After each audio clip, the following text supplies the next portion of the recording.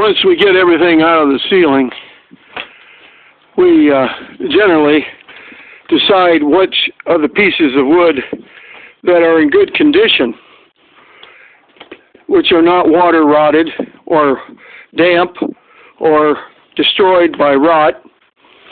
We save some of the pieces of lath because the lath is antique, one of a kind. You're not going to get that oak dowling again. No, we're not going to get this kind of lath again. Classic. This is oak, and it's native to the property, because when they cut the mill, they milled the... that hole, Rev.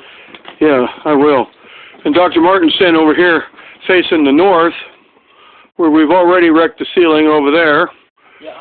And we take it out and to show everybody what the ceiling looks like here. There's 1x12s up on the roof, making the ceiling for this whole house. And then there's clapboard on top of that. And then you have a tin roof on this house. Take them back through and show them some of your handiwork of yesterday. All right, we'll go back over here and look at some other things that we've been doing. This weekend. We got piles of lath here for firewood, as well as to save the lath for replication work later.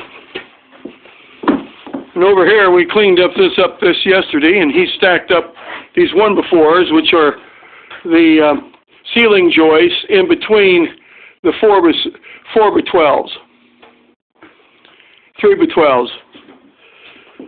These are such oversized beams, highly unusual for today's standards, but in those days people overbuilt. I guess they wanted to look out for World War VI or something. Thought the British were going to invade a second time. Take a look at this back room. Well, here's the summer kitchen on the second floor.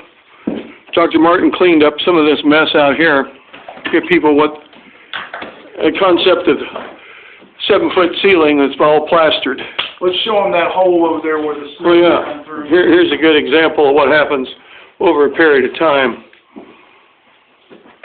And I'm telling you, we're solid over here, Rev. Yeah, we got a really nice 5-inch plank floor here, consistently 5-inch plank. And we'll give a shot out the back toward the river. The river is about 200 yards off in that direction. We have a thicket here with a downhill slide of about 35 to 40 feet below grade where we are now, going through the river. Show them a little bit of this plaster over here. And then this will give you an idea of what plaster looks like when it's coming off. It comes off in big sheets. You can see the grooves on the back where it would stick into the screed of the lath. Very nice corrugation that they developed with this lath. Right. It had ridges that held in between the openings in the wood. The ridges then bound, because when you put the first coat, the brown coat, the plaster would seep up into the roof, making a nice suspension. This is just ingenious. Before you had the rock slab and the sheetrock that you could come in, I've seen drywall contractors do this, but just for them to do this back in the 19th century, just ingenious. Yes. This is a great project. Yeah, they use native sand, native stone, native horsehair or hog hair off the animals, and mix their plaster abundantly. This is a very interesting project. So you can get a good idea of what people did in the old days. We're talking 1855 to 1870 for this vintage of house. Show a little cross section of this roof up here. Yeah, look at that. These old boards, you just can't get these anymore, and they're not in the standard size you get here in the, in the post-World War II era. When you go to all the Levittowns and all the suburbs that are built. Right.